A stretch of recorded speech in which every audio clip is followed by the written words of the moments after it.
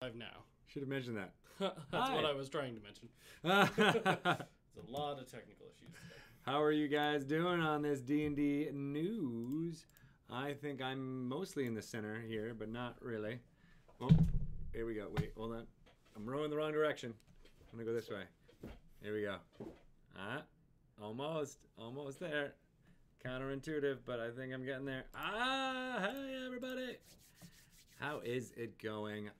It is great to be here in December, the month of months. It is the last of them, I think. And we are through the gauntlet of so many Dungeons & Dragons releases coming out.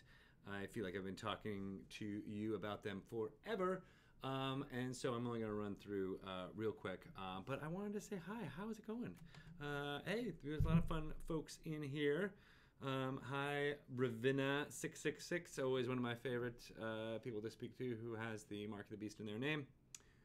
There is another one in here that I also really enjoy, but I haven't seen you yet. Hey, we got Ruben. How you doing, Ruben? Good to see you. Am I a little quiet? How is that? Is that better? I can try to talk a little bit quieter, perhaps. But we had a few technical things. Basically, our software that we use to broadcast out there decided to bork itself right before we started streaming. So if you were watching earlier when Mike Merles was on for Happy Fun Hour, we got up a bit late on that, and we've been trying to basically play catch up ever since. But I think we're okay. Sorry that the sound is low. I just tried to turn it up. So is that better? I want to project Blue Frog UK, but unfortunately, if I do that, it will mess up something that's being filmed over there. So, yeah, not really sure. Hold on, let me see if there's anything I can do. No, that's it. I think I'm just gonna have to. You guys are gonna have to deal. So I will project, and you'll just have to enjoy the sound of my voice coming out of my body. All right. Gosh, it's low for everyone. The stream got hit by a green flame. That's right. Ravenna666, Mark of the Beast. Everybody is saying it is so low, and now I don't know if I should stop, collaborate, and listen. Ice is back with a brand new edition. Something grabs a hold of me tightly, flows like a harpoon, daily and nightly. Will it ever stop? Yo, I don't know. Yes, exactly. When all of a sudden it gets, I tried to, I don't, I'm going to mess it up. So I apologize if it is so low, but we're going to muscle through. So all of the fun stuff that is possible for you to get for Dungeons & Dragons is out now. And like I said, I'm going to run through just some of them real quick. There is the core rulebook gift set. If you don't know what that is, it is a packaging of all of the D&D core rulebooks. So that's the Monster Manual, the Dungeon Master's Guide, and the Player's Handbook. But that's not all. You also get the Dungeon Master's screen reincarnated, as well as a cardboard slipcase. Slipcase. It's really hard to say, slipcase. I don't know if you've had experienced that in your life, but I do, and it's hard to say slipcase without mixing it up. I just mixed it up. I'm so sorry. It's cool. It's shiny. There is metallicness going on the covers. They are the older covers for the 3 core rulebooks, ones you may have come and to love and enjoy so much. My favorite one is the Player's Handbook. It has all of the red, bright red metallic elements of King Schnur coming to life in those core rulebook gift sets. You can find them everywhere. They are fantastic. But there is also another gift set out there that has alternate covers, newly designed by Hydro74, the same artist that made the Volo's Guide to Monsters, as well as Xanathar's Guide to Everything, alternate covers. Those new books are also equally gorgeous and are out and available for you to purchase now, only at game stores around the country and the world. So I suggest going to your friendly local game store, seeing what they've got on the shelves, drooling over it, and hopefully wiping away all the drool from other D&D players who saw them and were unable to purchase them, because they are amazing. So check it out. They're great. we'll be showing them off more and more as they come out. So, Waterdeep Dungeon of the Mad Mage is an adventure that is not necessarily a sequel, but it's a continuation of a campaign in Waterdeep that you can use for your Waterdeep Dragon Heist storyline. That Waterdeep Dragon Heist story only has encounters that go up to level 5. So if your players have graduated beyond that, they've figured out what to do at the end, the conclusion of that book, then they may be set up for expeditions into Undermountain, a dungeon of the Mad Mage, 23 levels, Skullport, the settlement of Skullport, and all of the in-between areas. Lots of factions, lots of internal stories of what's going on in Dungeon of the Mad Mage. It's a huge book, more than 300 pages. Tons of content that you can use whole cloth, set in Undermountain below the city of Waterdeep, or you can take some of the ideas and concepts of those dungeons and add them into your game, either as discrete levels, or maybe they're connected to the whole mega dungeon and your players will discover it slowly over time. Lots of stuff there. And to help you with that, there is a product called Dungeon of the Mad Mage Maps and Miscellany, which has blowouts of every single one of the levels on dry erase maps that you can use and mark where your players are, how far they've gotten, as well as some rumors cards, as well as constant NPCs, or not constant NPCs, but I mean descriptions of NPCs and things that are out there. That is out now. It's cool. Check it out. There's the Waterdeep Dragon Heist dice set. Those are also really cool. They have a hit point counter on them in addition to 2 d20, so you can roll with advantage, hopefully not with disadvantage. Check it out if you can. Guildmaster's Guide to Ravnica is another set, almost like a setting product. There's an adventure as a part of it. There are player backgrounds for each of the 10 guilds of Ravnica. They all are super flavorful and give you ideas for story hooks beyond. You can create a party in Ravnica that is a complete city over the course of an entire plane. There's lots of stories to tell within that world, and this book provides, like I said, player backgrounds as well as races that you can play as, including the Loxodon, which is one of my favorites. It is a anthropomorphic elephant, or half person, half elephant, or what you would imagine Babar to look like as a D&D character. That's a Loxodon.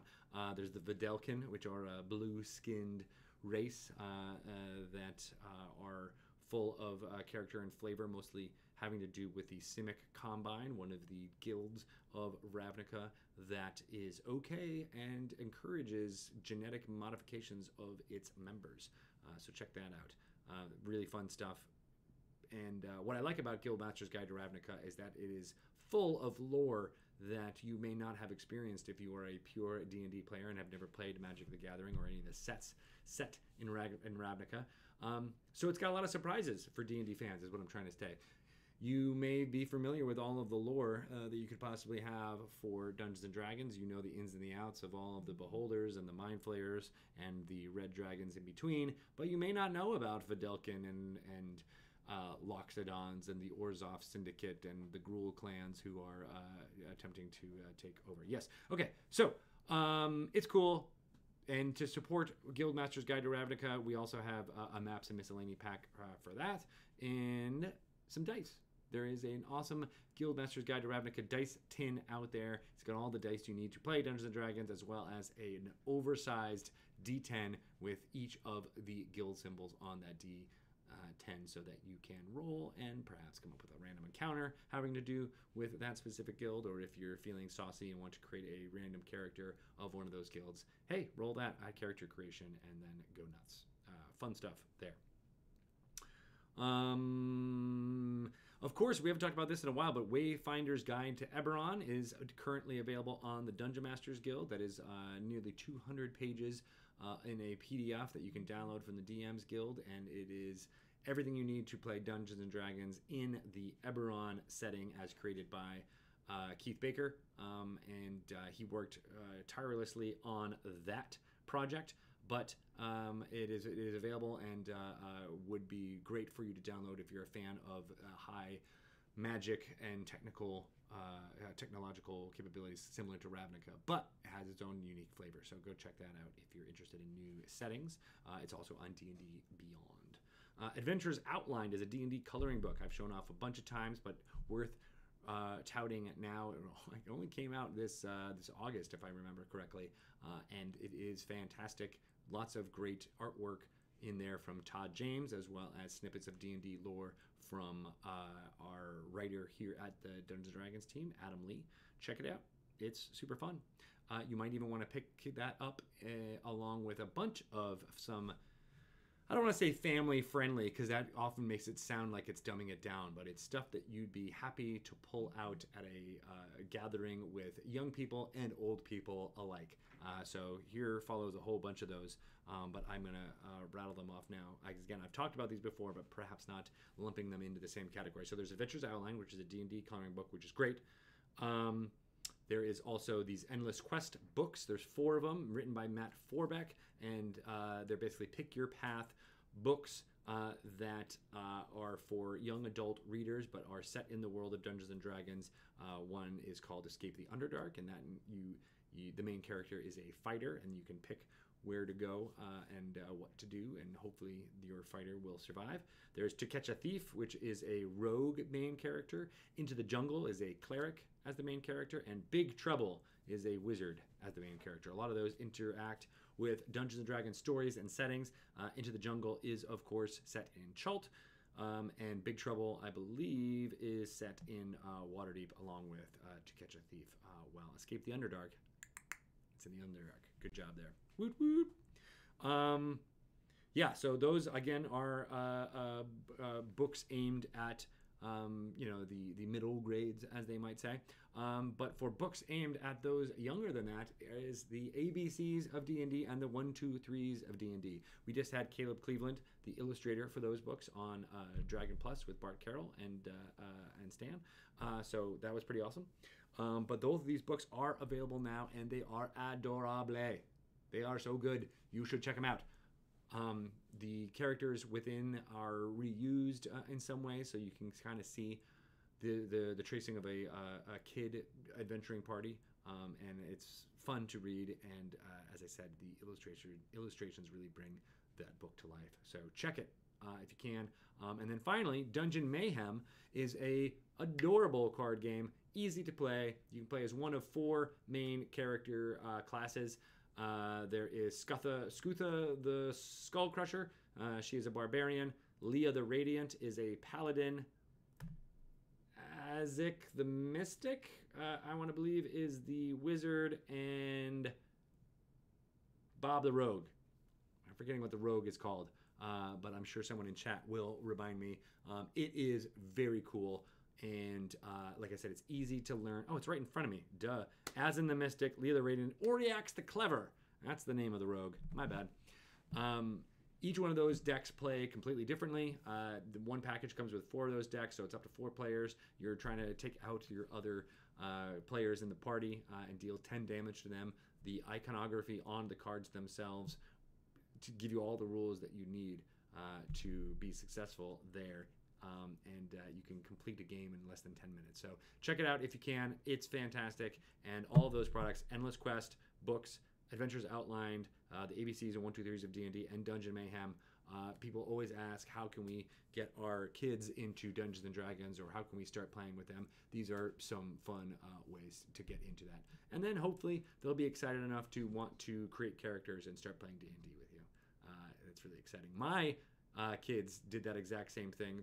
Bless my heart. About, I think it was last weekend, my youngest daughter, she's 5, and we always, try to pick a book to read before going to bed. And my little girl, she's like, oh, I know what to pick, and she ran out of the room, which is odd because most of the kids' books are in their rooms. And she came back holding, from my bookshelf, Xanathar's Guide to Everything, and she wanted to read that book as our bedtime story. And I jumped right in because I was like, yes, let's read about some amazing character subclasses that you may be able to play. And they were more than excited to get their imaginations running that way. So these products work. People get into them and want to learn more. So it's pretty exciting. All right, so that's kind of a rundown of all of the amazing things out there. There's a D&D character calendar, which you can get at ThinkGeek, as well as Waterdeep Dragon Heist, which I'm playing through right now with my character. It's fantastic. So I don't want to give those short shrift, but those are also out there too. One thing I mentioned a couple weeks ago here on D&D news, but I want to make sure I highlight now, is that there is an awesome Dragon Dice Bag that is available for pre-order now at For Fans by Fans.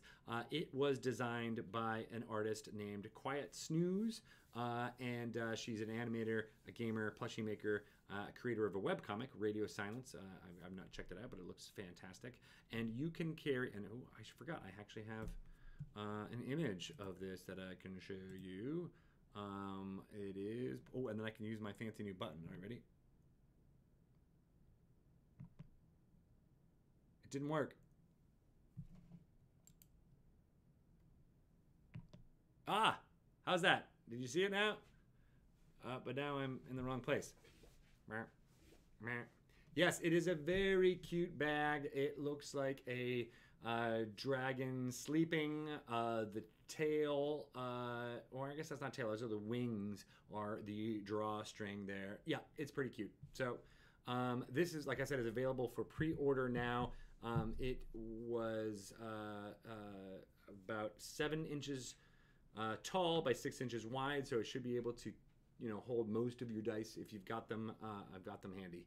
They are pretty cool, and I love that this was made for a fan by a fan, just like the name of the website is. So check it out if you can.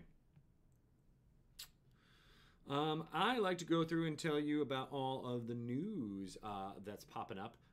So I will do so right about now, since this is D&D news, is it not? So let's start with this one. This one was in a publication from our Canadian friends in Toronto. This was a fantastic, I was actually sitting in on a lot of these interviews with folks from the Dungeons & Dragons team, and it traces how women are taking on the world of Dungeons & Dragons. Ignore the and, A-N-D spelled out there in that headline. They also refer to D&D as DN, like the letter ND, like we do here for D&D News. But we only do that for hashtag purposes. There should be an ampersand throughout this entire article. But beyond all that, it's a pretty good breakdown of how women are, more and more playing Dungeons & Dragons and finding folks like themselves playing and joining groups that they feel empowered about. Most recently this weekend at PAX Unplugged, there was a panel that was from our friends Satine Phoenix, Kate Welch, Dr. Megan Connell, and others who were talking about and Dr.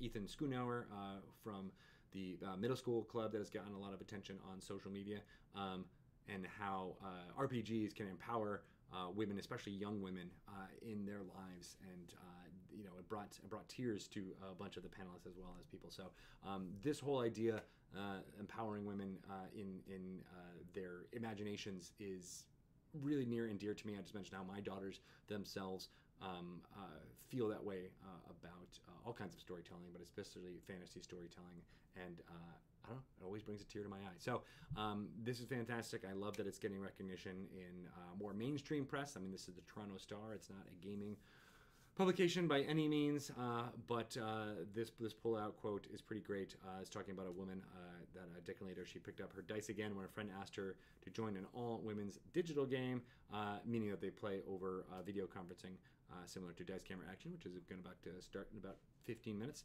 And she's been heartened by the changes that have taken place in the D&D world, and has high hopes for the broader geek community. Hopefully we can be a lightning rod for all of that change.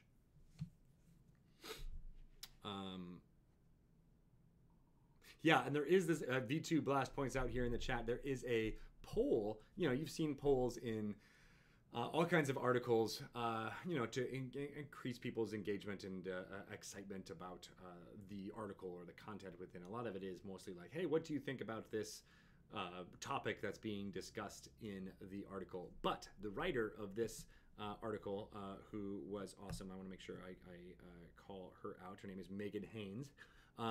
She, I hope this was her, created a poll in that article that basically is like a little D&D mini game. So it asks you what you would do in a D&D/fantasy storytelling like situation, and I thought that was a really cute detail. So yeah, thanks for pointing that out, V2 Blast. I thought that was pretty neat.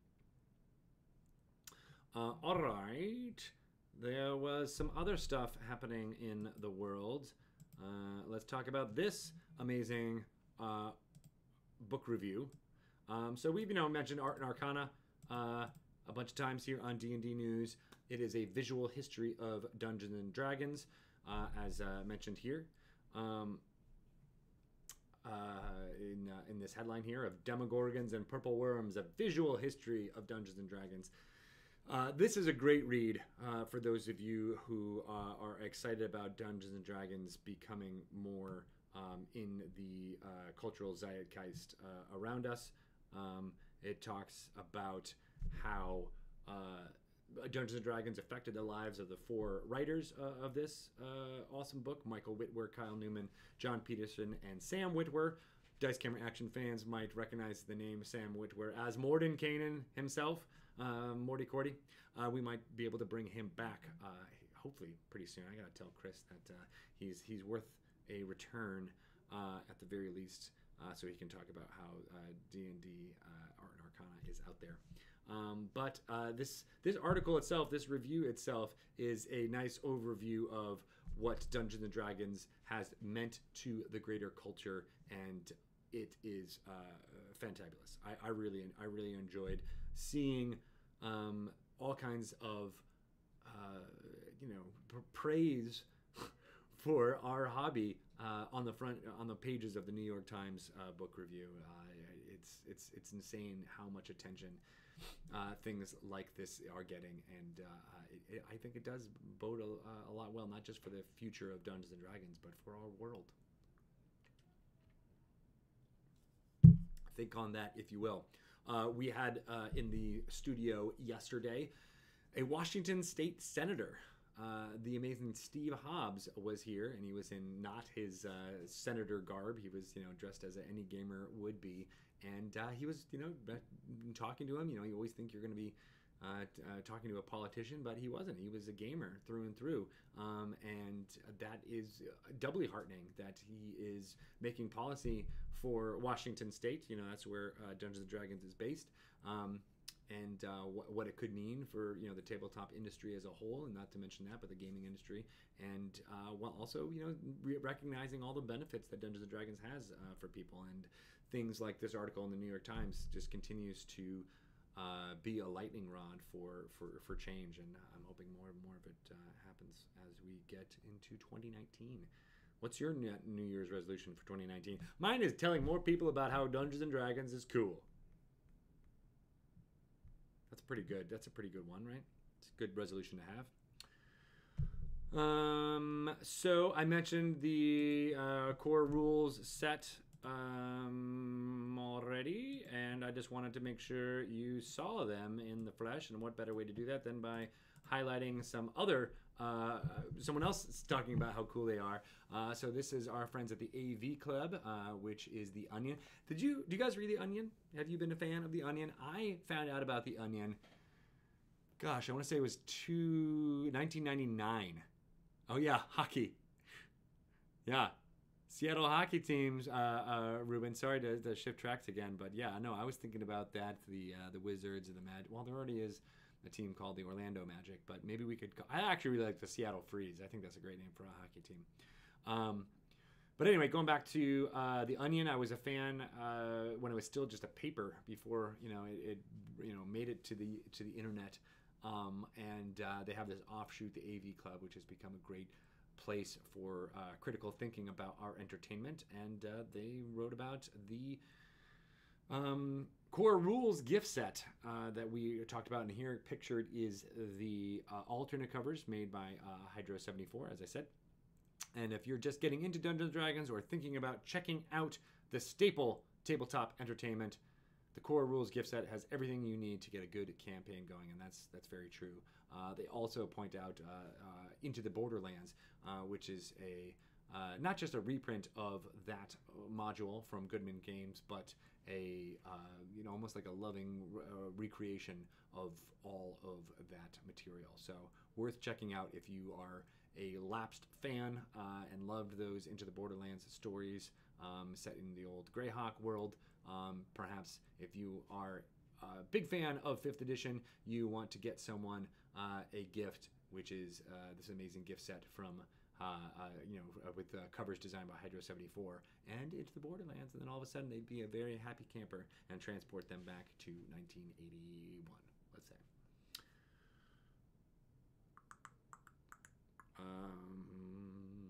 Jumping around a little bit, I think I highlighted everything I wanted to highlight there as far as news go, but there is one other piece of partner news that our friends wrote about. So yeah, Idle Champions of the Forgotten Realms is an amazing game that pushes you out. Not you necessarily. You could recruit all kinds of characters and heroes is the word I was looking for. Champions could have been one. That's right in front of me. I could have just said champions. That would have been really good. But yeah, a lot of the characters that you can recruit are ones that you might recognize from Dice Camera Action, from Sirens of the Realms, from Force Grey, as well as characters from Bob Salvatore's novels, Jarl Axel being one of them, Drist, a lot of the other characters from the Crystal Shard, not to mention some upcoming ones from the Baldur's Gate series coming into Idle Champions of the Forgotten Realms. We've been talking about it for a long time. It's been on PC and Steam, and it is now coming to PS4. That's the PlayStation 4 and the Xbox One.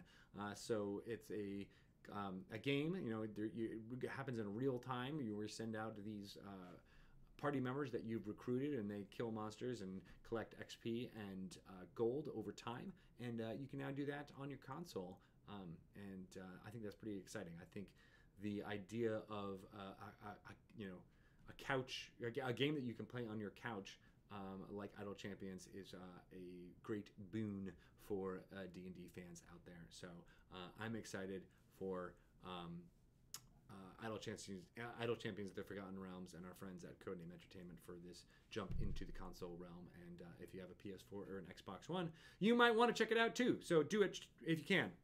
And for those of you who are just joining now, I apologize. I guess I was mumbling a little bit there. I need to talk louder because for some reason our sound has been very low for this stream the entire time, and I haven't been able to jump back in and do it. So I'm going to talk a little bit louder. So yeah, sorry about that. The sound for Dice Camera Action will be fine. It's just here in this room. So sorry about that. I will talk louder. How's that sound? All right, so there is a bunch of stuff I wanted to highlight as we get closer to Dice Camera Action starting in about 7 minutes. Dragon Plus has a new issue coming out. Issue 23 is going to be coming out this week. So get your phones ready, get your iOS devices and your Android devices ready to install Dragon Plus if you haven't have it already. Download the new issue when it drops this week. Lots of information about how to play your favorite game, lore, background.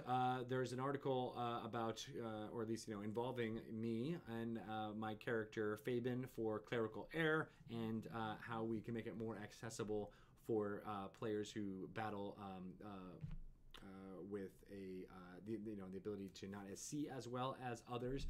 Fabian was blind, and I spoke with an amazing D&D player named Blind Temple on Twitter and got some feedback from him on how to portray Fabian in a way that would make sense for blind people to be portrayed. So that was awesome. That article will be in Dragon Plus. If you're a fan of Clerical Heir and all of our 9 episodes of Glory, check that out if you can when it drops. There's previews from Dungeon of the Mad Mage. There's a cartoon from Jason Thompson involved. Treasures of the Yugoloths is the title of that cartoon. And there's also using magic cards as D&D items, which I think is pretty badass, given that Ravnica borrows so heavily from the Ravnica set of cards that's currently being played by Magic players. There's also an interview there with Rob Davio from all about Betrayal Legacy and how awesome that one is there too. All right, I want to talk real quick because I haven't got a chance to focus on partner products that much, and I will, in fact, not do this anymore. I'll go right to the camera so that you can see all this fun stuff. So our partners at WizKids have made these amazing miniatures for Guildmaster's Guide to Ravnica. This here is the starter set, which contains 5 miniatures that you can use in your party to start. This has a Minotaur fighter, an elf druid, a human wizard, a Loxodon cleric, and a human cleric. And they represent some of the most iconic cleric, and as well as 5 guilds from the guilds of Ravnica. So check that out if you can. If you like the image of the woman on the cover, who is a part of the Izzet Guild, well, you can use her mini right there if you so choose. This starter set is available everywhere you get fine miniatures, wherever fine miniatures are sold.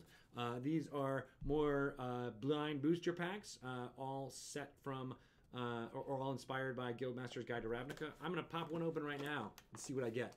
I really want to see if I get a Niv Mizzet, because that is an amazing,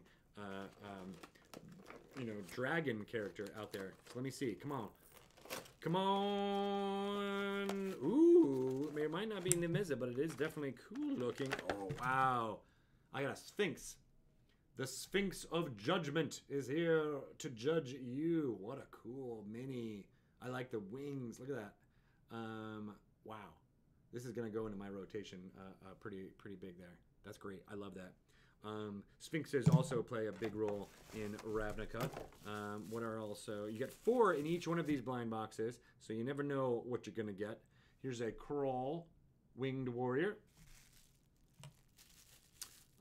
We also have a Blister Coil Weird. That is weird. Almost as weird as the guy on the camera. And then the final one we get from here is... Ooh. It is a Mind Drinker Vampire. He drinks minds when you're thirsty. I mean, this vampire is thirsty. For blood. No, for mind juice. For drinking your mind. I like how he's got spikes coming out of his back there. Very cool. Again, these are available now in game stores from our partner WizKids. They are fantastic. Dungeons and Dragons and Rick and Morty. So actually it's Rick and Morty versus Dungeons and Dragons on Wednesday, December 5th. That's tomorrow for those of you who need to know that. It is tomorrow. Issue number 3 of 4 of the Rick and Morty versus Dungeons and Dragons comic will be out in comic stores tomorrow. So look for that. That's been an amazing series from Patrick Rothfuss and Jim Zub as the writers, and illustrator Troy Little. We had them on the Dragon Talk podcast, months ago, and it was hilarious. And so all that hilarity has now ensued into those 4 comic issues. So 3 of them will be out as of tomorrow, and you'll have to wait for that finale in 2019. But that's pretty cool. Our partners at WizKids also have an expansion to Rock, Paper, Wizard, which is a game that you use hand gestures in order to cast spells. It's pretty cool. The expansion is called Fistful of Monsters. That's available on Wednesday, December 12th. So a little bit more than a week ago. Check that out if you are interested. I love playing Rock, Paper, Wizard. More people should. I have about 3 minutes, so I'm going to quickly go through some of the streaming schedule changes for this year in case you're interested, as we get ready for Dice Camera Action to begin in just about 1 minute. So real quick, you know what? I'm just going to say this for what's going to happen with Dice Camera Action, because that's what you guys are here for. You're going to be really interested. We have a game today, obviously. There is a game tomorrow on the 11th and a game on the 18th. So you'll have 3 episodes of Dice Camera Action in this month of December. We like to celebrate the holidays as much as the next person, but we will be off on December 25th. Happy Christmas for that one. And then on January 1st, 2019, there will be no Dice Camera Action game. So we'll have 2 days off and then be back in the saddle on January 8th the Tuesday with the next few episodes of Dice Camera Action. Today is Dice Camera Action episode 121. So you'll have 122, 123 here in 2018, and then we'll be back with episode 124 on January 8th. So making sure everybody knows what's happening in the future for all that stuff. In general, a lot of Dungeons & Dragons, this channel will begin to go dark over the course of December as more and more people take time off to be with their families and whatnot, and you should as well. We'll be replaying a lot of older content, potentially through vodcasts and things like that, or it's a perfect time to catch up if you have not already caught up with some of the new stuff on the channel, such as Rivals of Waterdeep, relatively new, Rivals of Waterdeep, Clerical Heir, Sirens of the Realms has been having an amazing season this fall. Check it out if you can. I was going to say Tywin Lannister, but it's not Tywin Lannister. It was Lancel Lannister. The actor who played Lancel Lannister joined a few weeks ago, as did Patrick Rothfuss. There's been lots of song, so if you're interested in the musical format and how that Sirens of the Realms band is doing, please check out Sirens of the Realms Tuesday tonight at 7 p.m. Pacific time, and continue it over the course of December if you can. All right. I am going to be out of here. Thank you so much for watching and listening to all of my rambling on. I'm going to go figure out how to incorporate the Sphinx in my D&D session right about now. So thanks, everybody. Enjoy Dice Camera Action episode 121.